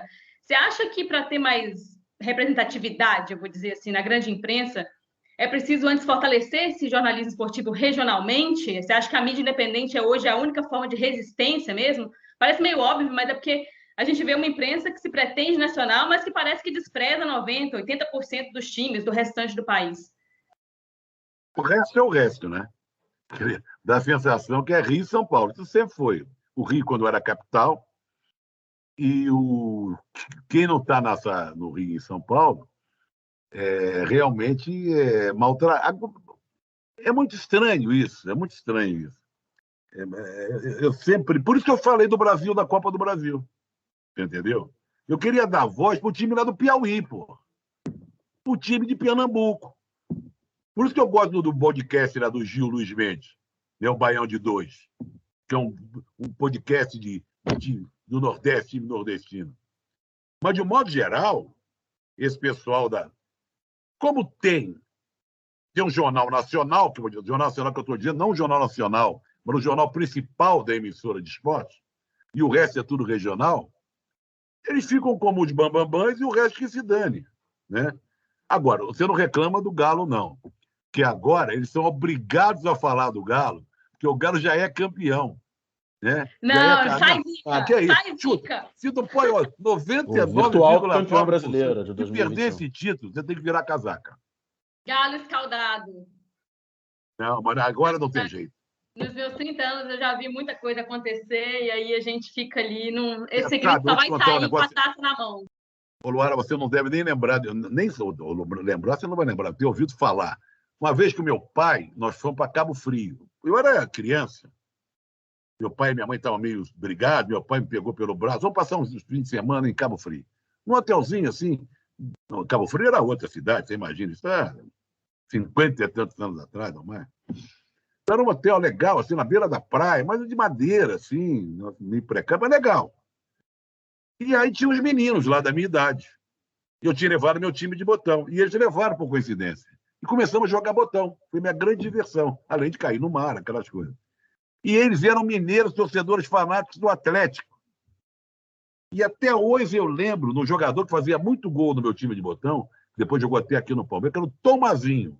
Foi um ídolo do Galo nos anos 50 para 60. Me marcou muito.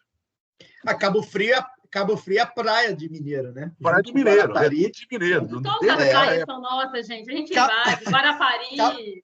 Cabo Frio tem mais mineiro do que carioca, né? Você jogar um queijo pra cima, não volta, não. Miami também não deixa a desejar, não, né? Mas o deles não é por falta. Trajano, você falou do fim das redações, do impresso, fim dos impressos, né? Dos jornais e tal. Os que sobraram, a gente viveu aí uma oligopolização, né? Sobraram alguns poucos veículos do impresso. Os grandões, né? O Globo, Folha, Estadão, que mesmo assim, hoje em dia, estão pendurados na internet. E o próprio Globo sempre foi um pedaço das organizações Globo, né? Que o carro-chefe é a TV. A Folha, hoje em dia, ela abriu um portal, que era o UOL, que hoje em dia ela é um acessório do UOL, que virou um conglomerado de internet, com PagSeguro e tal. Então, as empresas jornalísticas que eram familiares, normalmente financiadas pela venda em banca, assinatura e anúncios, tinham a influência do poder econômico ali de forma indireta, através de pressão de anunciante, dos interesses da família proprietária. Hoje em dia são parte de grandes conglomerados, né? Quando não conglomerado próprio, conglomerados que compram aquele empreendimento jornalístico, né? Grupo Abril não é mais da família Tivita, é de um fundo de investimento.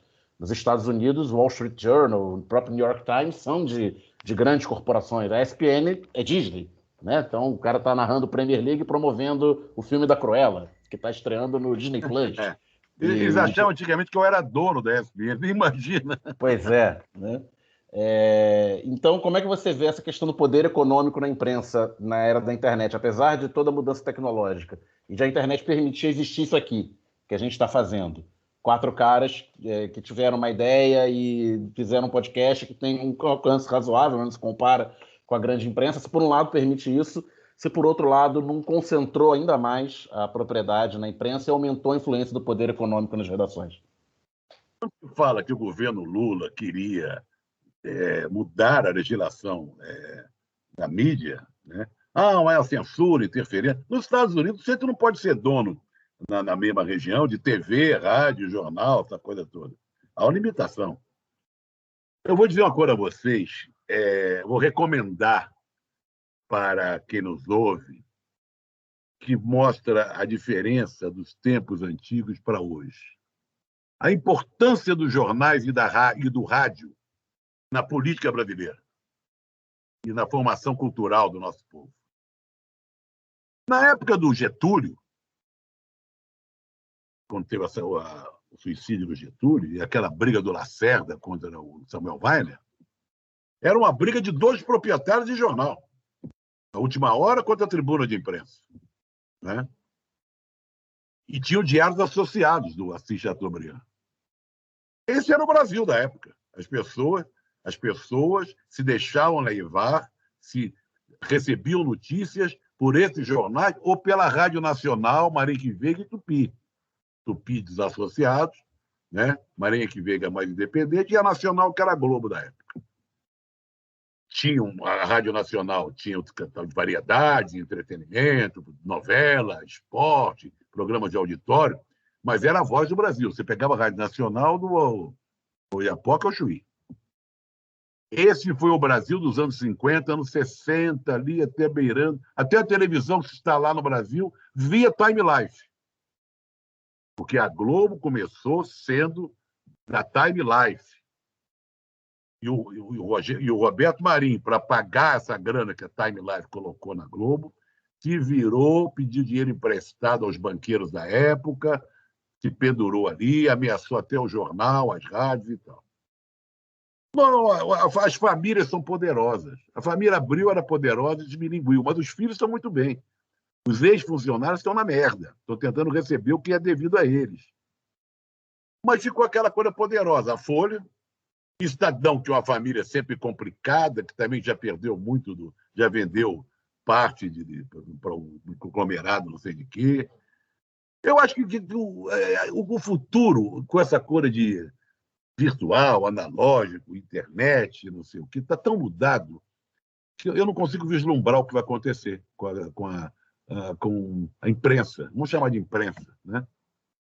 Eu acho que o poder econômico, claro, sempre dominou, né? Mas não é mais aquele poder que a gente imaginava, né? A gente aqui com o lado B conversando aqui, a gente pode destruir uma Globo. Se a gente se juntar com outros sites, blogs, podcasts que estão por aí. Por isso que eu sempre prego que a gente nem é que se dá as mãos, acreditar tudo, não é uma religião, votar nas mesmas pessoas, concordar com os mesmos partidos. Nós temos uma diretriz. Nós somos os resistentes. Nós somos da guerrilha. Nós somos da guerrilha. Nós vamos enfrentar essa turma. A Folha já não tem mais aquele poder que tinha. O Cidadão não tem mais aquele poder que tinha. A Globo já não tem mais. Eles estão todos pendurados no poder econômico, em bancos, não sei o que e tal.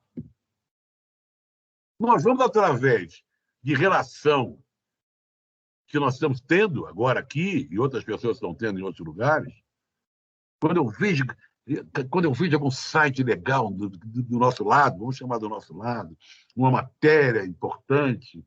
Agora acabei de ver uma matéria do Gilberto Nascimento sobre a Universal desviando grana de Angola para a África do Sul. A formação toda de Gilberto Nascimento era de imprensa grande, mas é um sujeito ligado à imprensa, à mídia alternativa, sabe? O papel que a agência pública faz em muitas coisas. Nosso querido Lúcio de Castro, solitariamente, ali, denunciando, levantando coisas. Eu não sei como é que o Lúcio faz. Eu tenho inveja do Lúcio, de vez em quando, sabe? Que figura. O primeiro chefe que eu tive foi o pai dele, né? Marcos de Castro. Ele não era um homem do esporte, mas, por acaso, foi editor de esporte na época que eu comecei. Era um homem brilhante, professor de francês, de português. Um sujeito foi preso na ditadura, foi torturado. Aliás, eu tenho um caso muito louco com o Marcos de Castro, vou contar aqui. O Lúcio nem era nascido. Houve o sequestro do Elbrick, embaixador americano. Eu, Ivanir Yazbek, que morreu agora há uns 2 anos atrás, ele era diagramador, ele estava fazendo a revista do Yacht Club, Frila. E o Marcos estava fazendo um frila de texto, vocês corrigindo o texto, uma matéria e tal. Eu e Ivanir íamos para o Lamas, que era o nosso território, ia para o Lamas antigo, não esse de hoje. Esse de hoje já tem 30 e tantos anos. Estou falando do Lamas de muitos anos atrás. Aí o Ivanildo falou, não, mas tem que passar na casa do Marcos para pegar lá a matéria, né? Ele falou, pode passar lá. Falei, vamos lá, ele mora perto do Lama, no Flamengo, Praça São Salvador.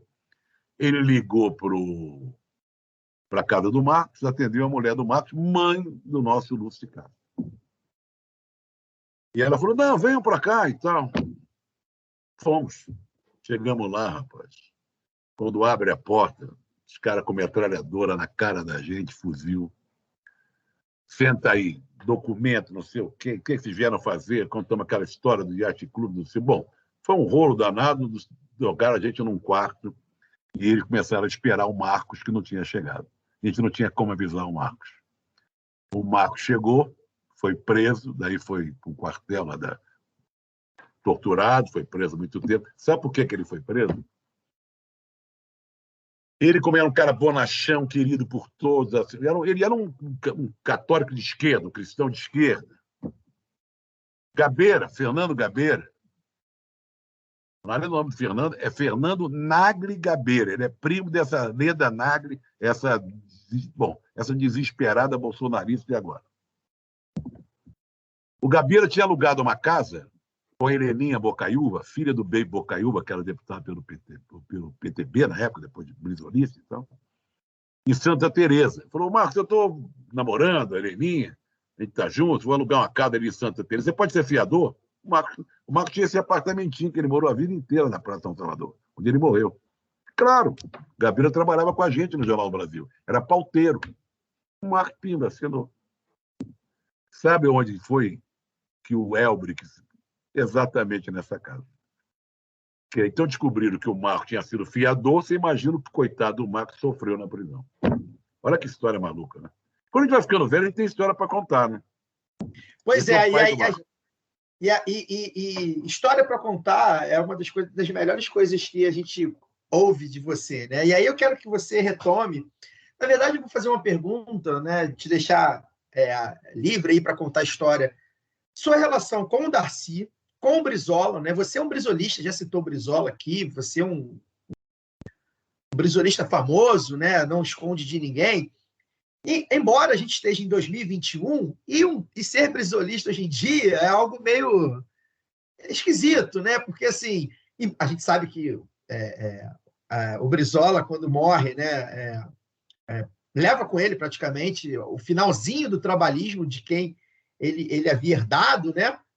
E praticamente não teve continuidade. Eu acho que você não se vê, pelo que eu acompanho de você não se vê em nenhum desses pretensos herdeiros do brizolismo que a gente vê por aí. De jeito nenhum. Esse PDT aí não tem nada a ver com o PDT criado. Olha, o PDT foi criado porque era a volta do PTB, que aí o Golbery deu um golpe, colocou para Ivete Vargas, tem uma cena famosa do Brizola rasgando o PTB e botando o PDT. Nada que ver, nada que ver. O Brizola, eu sempre... Meus pais eram lacerdistas, família lacerdista, mas desde aquela época eu era contrário a isso, eu brigava. Eu fiquei muito empolgado com a rede da legalidade, quando o Brizola armou o povo gaúcho lá no Palácio Piratini e garantiu a volta do Jango para o Brasil. Só que o Jango não quis enfrentar, não tinha medo de uma guerra civil, de que ia morrer muita gente, e topou o parlamentarismo, assumiu como presidente no parlamentarismo, depois teve a votação e caiu o parlamentarismo. O Brizola ficou indignado com aquilo. Mas a coisa da rede da legalidade, ele falando para o Brasil inteiro, metralhadoras em cima do palácio, sabe, distribuindo revólver Taurus para o pessoal perto dele. Tem um livro do Flávio Tavares que conta isso, é muito legal. Pô, aquilo me empolgou muito pelo resto da vida. E aí aquelas coisas que caem no meu colo.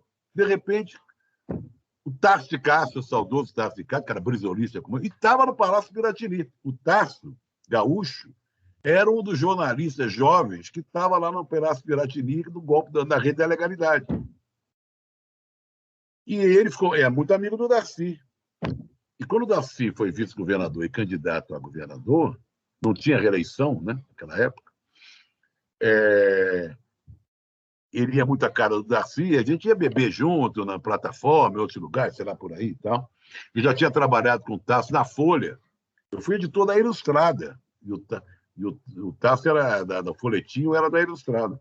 Bom, eu conheci bem o Tasso, de outros carnavais e tal, e o Darcy chamou ele para ser o assessor dele. Mas o Tasso não dá para ser assessor de ninguém, né? Completamente, né? Não dava. Ele era uma figura maravilhosa, mas, sabe? Não cabia assim num espaço pequeno.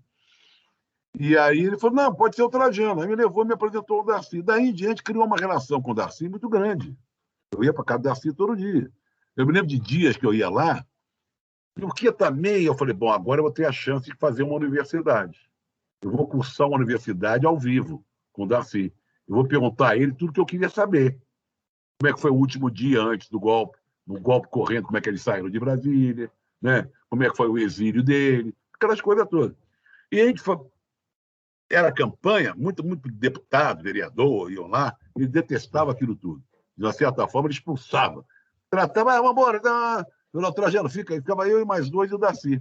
E aí, cai de noite, a gente varava a noite, ele contando o caso, e ele servia até uma cachaçinha, lá de Minas, que ele é de Montes Claros, que é divisa com a Bahia. E a mãe dele era viva ainda, a dona Mariazinha, que era professora primária, velhinha, mandava para ele aquela paçoca salgada. Você faz um bolinho com a mão assim, sabe como é que é? Então a gente ficava conversando, fazendo paçoca salgada, comendo e tomando cachaça. E ouvindo o Darcy Ribeiro. Tinha programa melhor? Não tinha, né? Então, caiu no colo, como caiu Sócrates. Então, através do Darcy, me aproximei do Brizola. Ia à casa do Brizola, para a gente conversar sobre a campanha. E aí também tive o privilégio de conhecer os Carlos Prestes, que apoiava o Darcy, apoiava o Brizola. Então, eu fui a alguns comícios, alguns lugares com Prestes. Nossa, aquilo ali, para mim, era uma glória, estar do lado ali do Prestes e tal. Então, sei lá, essas coisas caíram no colo. Então, eu também procurei, tá, Caio? Também procurei. Também eu fui atrás, né? Também fui atrás. E, Zé, para a gente encerrar, já chegamos no nosso horário prometido aqui, vamos te liberar. Queria encerrar se você um brisolista, né, como já falou, convicto. O que você tem a dizer do Lula? Porque, para quem não sabe, né, para quem de repente se perdeu aí na linha histórica ideológica da esquerda brasileira, Lula e Brizola tiveram muitos problemas de disputa, principalmente entre a militância, né, mais entre até a militância e tal. Aqui no Rio, eu sei porque eu sou filho de petistas, e os petistas falavam mal dos brizolistas, os brizolistas falavam mal dos petistas. O Lula foi vaiado no velório do Brizola. Lembra? Pois é. Eu queria que hoje você... Já como presidente. Já como presidente, como o Brizola tinha rompido. Queria que você falasse um pouco, sim, para a gente encerrar, como é que você vê a figura mesmo política do Lula como ex-presidente, como provavelmente candidato, né? Como é que um brizolista como você, vamos botar assim, analisa a trajetória toda do Lula hoje, nesse 2021? Olha, você sabe muito bem que o Brizola foi vice do Lula, né? O Brizola chegou a ser vice do 98. Lula. Né? Tiveram arranca-rabo, porque tem uma mágoa de formação do PT em relação ao PTB/PDT. Porque quando o Brizola voltou para o Brasil, ele achava que ia ser recebido, sabe, como era o líder que ele era. Mas aí foi criado o PT. O PT regimentou, puxou para ele o trabalhador, o pessoal de São Paulo, das fábricas de São Paulo, passou a ser o Partido dos Trabalhadores /intelectuais e tal. E o Brizola perdeu o chão ali. Isso ficou uma certa mágoa. Mas eu acho que os dois, apesar de arrancar-rabo, sempre se respeitaram. Uma vez eu fui almoçar. O Lula já veio aqui em casa, né? Aliás, o Fernando Brito, que é o cara que mais sabe da vida, do tijolato, da vida do Brizola, foi braço direito do Brizola, anos e anos e anos. Ele me ligou. Agora, semana passada, ou retrasado, ano passado, né? Ele disse, Trajano, eu vou com o Leonelzinho, o Brizolinha, que o Brizolinha vai se filiar ao PT. Então, vou encontrar o Lula. Ele foi. Aí foi, depois me ligou. Falei com o Lula e ele topou, mas desde que seja na sua casa, aqui é onde eu estou falando com você. A gente fazer um programa, deixa ele voltar da Europa, o Lula falando do Brizola. Falei, pô, legal, pô, vai ser interessantíssimo. É claro que não vai ficar só nisso. E o Lula me contou uma história que eu já contei algumas vezes, que quando o Brizola era vice do Lula, aquelas coisas do Brizola, né? O Brizola fez questão de levar o Lula a São Borja, onde ele está enterrado. Onde estão enterrados Jango e Getúlio. E agora não. E o Brizola também. Aí levou o Lula no túmulo do Getúlio. Chegou lá, os dois, olha só que loucura. Aí o Brizola falou para o Getúlio. Apresentou o Lula ao Getúlio. Getúlio, não sei como foram as palavras do Lula, mas aqui está aqui o Lula, nosso candidato a presidente, líder Mertaluz, sei lá o quê, papai, tu pode, que apresentou, ficou falando, aquele jeito, falou lá um tempão com o Getúlio morto, evidentemente. Aí depois dele falar tudo isso, ele vira para o Lula, e agora, com as palavras para o nosso Getúlio, completamente sem graça, não, Brizola, obrigado, já falou tudo, já me apresentou o Getúlio, estou muito emocionado e tal. Então tem essas histórias em torno dele, entendeu? Um dia a gente pode gravar um negócio só falando do Brizola, só rapidinho, uma vez a campanha do Darcy, a gente estava muito mal, o Brizola, nós estamos em São João, ali na fronteira com o Espírito Santo, São João, um lugar aí, sei lá, depois da terra do Martinho, que é Duas Barras, né? Ali. São João da Barra? Não, São João da Barra é perto de Rio das Ostras, então, mais para cima, depois de Campos, Barra bem de São para cima. São Francisco, São Francisco do Itabapuana. Exatamente. Fomos lá inaugurar um CIEP e tal, papá. A campanha estava uma merda, porque o Gabeira estava crescendo como candidato do PT e o Moreira ganhando nas pesquisas. Aí chega o Brizola, pensa, puta, agora vai ser fogo, vamos tomar esporro, todo mundo. Chegou um homem. Na fazenda lá do Pereira Pinto, que era um deputado do PDT. Segura. Aí o Brizola, já era de noite, jantar, o Brizola senta na cabeceira. Falei, bom, agora vem. Rapaz, não deu esporro em ninguém. É o jeito do Brizola. Ele ficou até de madrugada contando caso. Contando caso, quando ele foi candidato a prefeito, quando ele foi candidato a governador, viajava para a fronteira lá com o pessoal fazendo churrasco de madrugada, aquele churrasco gaúcho, né, que espeta no fogo e tal. Ele pegava isso como exemplos, dizendo como ele virava as coisas. E ninguém tomou esporro. Eu fui dormir e falei, pô, que coisa impressionante, né? Ouvimos tanta história legal. Contar histórias é uma delícia. E o Brizola era um grande contador de histórias. A gente ouviu muitas histórias aqui, realmente foi uma delícia bater esse papo com vocês. A gente já estava ansioso, né? A gente fez um contato há muito tempo atrás, para quem não sabe. Aí, por questões de agenda, acabou não rolando e tal. Enfim, saiu esse papo, infelizmente virtual, né? Mas também tem essa vantagem, né? O virtual, que a gente pode falar com você a qualquer momento, de onde você está, você aí de São Paulo, a gente aqui do Rio. Então, muito obrigado, né? Para quem não sabe, a gente até... Enfim, você volta aqui mais vezes, com certeza, para falar dos seus livros, né? O Zé é um grande escritor, já tem... Recebi hoje o outro livro do Simas, né? Tinha o livro sobre o Maracanã, agora é outro sobre a história do Brasil, Umbanda. Acabei de receber hoje à tarde. O Simas é o nosso padrinho, né? O Simas é nosso padrinho, foi o cara que... Por isso que eu faço questão de falar dele no final da nossa participação de hoje. Querido Simas. Que, aliás, estava ontem no Bar Madrid. Voltou até aquelas reuniões à tarde lá no querido Bar Madrid. Essas aulas lá no Bar Madrid. E, aliás, o Simas está precisando voltar. Vamos ver se ano que vem a gente chama. E obrigado, Zé. Muito obrigado mesmo, né? Você é um cara que, como a gente falou lá no começo, é uma referência para a gente. A gente já queria bater esse papo. Você contou as histórias que, poxa, a gente adora ouvir. Realmente para a gente... E agora dividimos com os nossos ouvintes, né? Nem todos, de repente, ouvem o Pontapé, ouvem os outros programas lá na TVT. Acompanhe o Zé, gente. O Zé tem muita coisa a dizer. Realmente é um cara muito necessário para os tempos atuais. E eu só tenho a agradecer. Obrigado, Zé. Deixa seu recado final aí. Tá no Ultrajano, tá na TVT, tá no Pontapé. O cara meus livros, tem Aqueles Olhos Verdes, que é o livro que eu falo do interior do estado do Rio. Eu acho bem interessante. Acho que eu caprichei nesse. Mas agradeço muito a vocês. E olha, quando fizer essa redação, estamos juntos. Com certeza. Valeu, Zé. Obrigado. Maravilha. Agradeço a você. Até que, enfim, estou no lado B do Rio. Custou, mas estou dentro. Fagner, vou começar encerrando com você.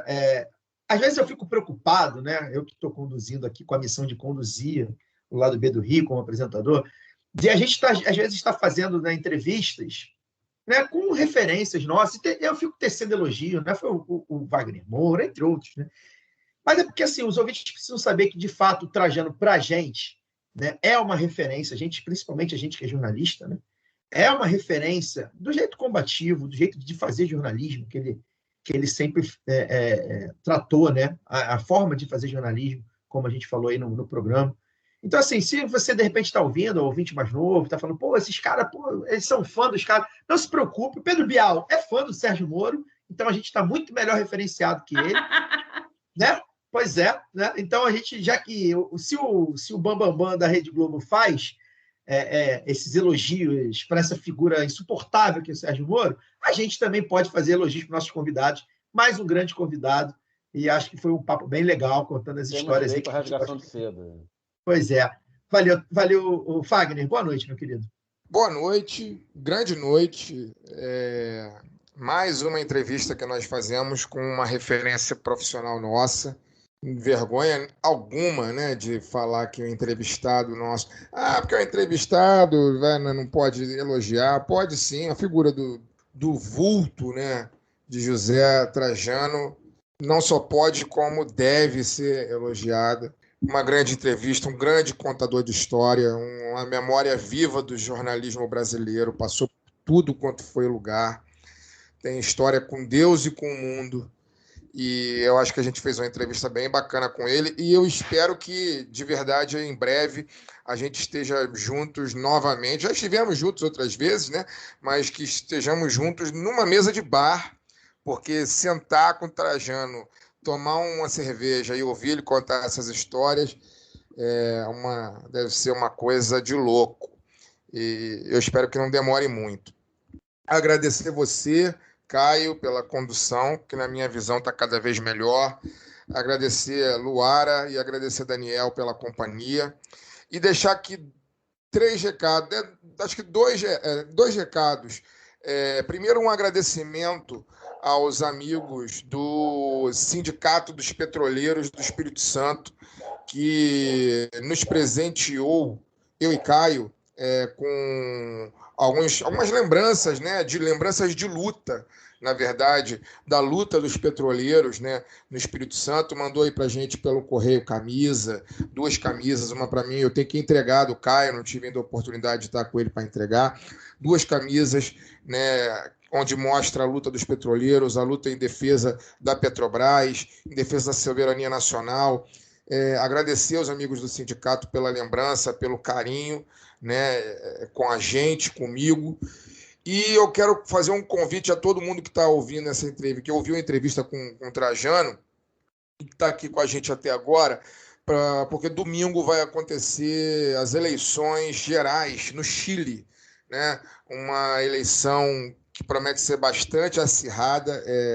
Os especialistas não têm muita ideia do que vai acontecer. Está tudo muito apertado entre os candidatos, sobretudo os candidatos da esquerda e o candidato da extrema-direita. E eu vou estar no YouTube do Lado B do Rio, né, numa live, a Live B do Rio, eleição no Chile, com as pesquisadoras do Observatório Político Sul-Americano, a Thalita Tanchait e a Marília Kloss. Então vai estar eu, a Giovana, que é a nossa Giovana Espueblo, né, a Giovana Zucato, que é colunista do Lado B Notícias, colunista que fala de América Latina no Lado B Notícias. A gente vai estar com a Thalita e com a Marília fazendo a cobertura voto a voto, né, minuto a minuto, da apuração no Chile, a partir das 18 horas, no canal do Lado B do Rio. A gente está tendo algumas confirmações também de pessoas que estarão no Chile, né, inclusive atores políticos que estão no Chile, que fazem parte dos comitês de campanha, sobretudo do candidato da esquerda, que é o Boric, né, que muito provavelmente estará conosco também, dando uma pala in loco do que está acontecendo, né, a temperatura da apuração no Chile. O Chile vive um momento de ebulição social e política muito grande, desde as manifestações que, enfim, colocaram o fim ao entulho autoritário da ditadura Pinochet, mas mesmo, né, a partir desse movimento Mesmo assim, a extrema-direita se fortaleceu e corre o risco de ir para o segundo turno, e indo para o segundo turno a situação está muito indefinida. Então, mais uma vez, o convite, ativar o lembrete, o link a gente já divulgou no Twitter do Lado B. Você que está ouvindo essa entrevista na sexta-feira à tarde, a gente já divulgou o link no Twitter do Lado B e também no Instagram. Entra lá no YouTube, ativa o lembrete. Nós estaremos no domingo às 18 horas. Eu, Giovana, Marília e Thalita conversando. Eu vou estar muito mais na apresentação, levantando bolas e fazendo perguntas. As especialistas são elas três e elas vão dar uma aula para a gente, voto a voto, minuto a minuto, daquilo que está acontecendo no nosso vizinho alto e magro, que é o Chile. Valeu, um abraço a todos e até. Obrigado pelas palavras, Fagner. Estamos aí tentando ficar sempre melhor, mais profissional, mais descontraído, né? A gente está sempre nessa tentativa. O link já está lá no YouTube, youtube.com/Lado B do Rio, lá no nosso canal, né? Para a live sobre as eleições chilenas. Lembrar que a live da apuração em 2020, né, das eleições municipais daqui, né, nacionais do Brasil, foi um sucesso, nossa live de maior alcance, nosso vídeo mais visto no canal. A gente conseguiu fazer um trabalho primoroso e eu tenho certeza que domingo o trabalho vai ser tão bom quanto, com essas convidadas, né, e com a Giovana e com o Fagner tocando. Eu acho que realmente, para quem quer se interessar, para quem se interessa e quer saber mais do que acontece aí nos países vizinhos, como a gente falou na semana passada, né? Para não ficar só no que a mídia hegemônica fala, vai ser bem interessante, então estão todos convidados. Luara, obrigado. Só fazer uma observação aqui, que o Daniel fez um comentário aqui até no nosso grupo e eu vou esclarecer. É 18 horas mesmo, 18 horas horário de Brasília. No momento, o horário de Brasília é o mesmo horário de Santiago, né? Desde que o Bolsonaro acabou com o horário de verão daqui, não tem diferença, não. Então, domingo, 18 horas, horário de Brasília. E é a mesma coisa do horário de Santiago. Estaremos lá no YouTube. Eu, Giovana, Marília e Thalita. Um abraço. É isso, a marcha da apuração chilena. Luara, obrigado. Eu que agradeço. Acho que o Lado B tem me dado essa oportunidade aí de conversar com esses grandes caras, essas grandes mulheres aí do nosso Brasil, que vai dar certo, nem que seja na marra. Vamos fazer igual a Hora Verde Augusto Matraga, né? Para o céu a gente vai, nem que seja porrete. Então, quero deixar aí também alguns abraços, além de vocês que me aguentam aqui, Caio, Daniel, Fagner, que me acolheram muito bem, pessoal também do nosso conselho editorial, nossos ouvintes e apoiadores. E aproveitar aí que o Fagner falou dos companheiros petroleiros, né, aqui do Espírito Santo, são grandes parceiros aqui na luta contra as privatizações, né, parceiro do Sindicato dos Trabalhadores dos Correios, que eu acompanho também. E aí, aproveitando o intercâmbio aqui, já que eu estou no Espírito Santo, eu quero cobrar publicamente o Tadeu Porto, que também é galo doido, e é companheiro do Sindicato dos Petroleiros do Norte Fluminense, ouvinte do Lado B, e que está me devendo um jaleco laranja dos petroleiros até hoje, viu, Tadeu? Eu estou esperando. E mandar um abraço também para o Bruno e para o Felipe, lá do podcast Avesso da Notícia, que sempre fortalece, citando a gente. Acho que já receberam o Caio também, né, Caio? Eles falaram lá comigo. Sim, o pessoal do Avesso, sim, estive lá. Bem legal o papo. Eu quero participar lá com eles também, me convidaram e tal. Faz um trabalho muito bacana. Nesse último episódio, não sei se já saiu um novo, né? No último que eu ouvi, o ano de número 62, eles falaram no filme do Marighella, da importância e da arte nesse momento de resistência. Então, um abraço para o Bruno e para o Felipe também. E deixar um abraço para o Fernando Oliveira, que foi meu professor de Educação Física no ensino médio e é ouvinte do Lado B, já era ouvinte antes de eu estar aqui. E gosta muito, está sempre comentando aí nas redes, compartilhando, fortalecendo a gente. Então, aí, reconhecendo os nossos apoiadores. E obrigado mais uma vez. É isso. Dani. Boa noite. Tudo foi dito aí sobre o Trajano ser um cara de referência, né? E eu que não venho de tão longe quanto ele, mas já tenho uma meia vida aí percorrida, lembrei que eu comecei a ver o Trajano no Cartão Verde da TV Cultura em 1993, então tá 28 anos depois entrevistando ele, é um tanto quanto inusitado, no mínimo, né? Até semana que vem. É isso, até semana que vem com mais um Lado B do Rio. Agenda fechadinha até dezembro. Lembrar para vocês que em dezembro a gente entra de férias, tá, galera? Vamos até o dia 10 de dezembro e a agenda já está fechada. Aliás, vai ter uma live dia 9 de dezembro, mas aí a gente anuncia mais para frente. Vai ser a live de fim de ano, que vai ser o último programa do ano, para a gente, enfim, não sei se comemorar é a palavra certa, mas louvar que a gente está aqui, vivo nesse país, depois de tudo que a gente passou. Então, a gente anuncia direitinho aí. Semana que vem, convidado também imperdível, e na outra, uma convidada maravilhosa, ou seja, a agenda tá maneira. Acompanha aí. Até lá. Valeu!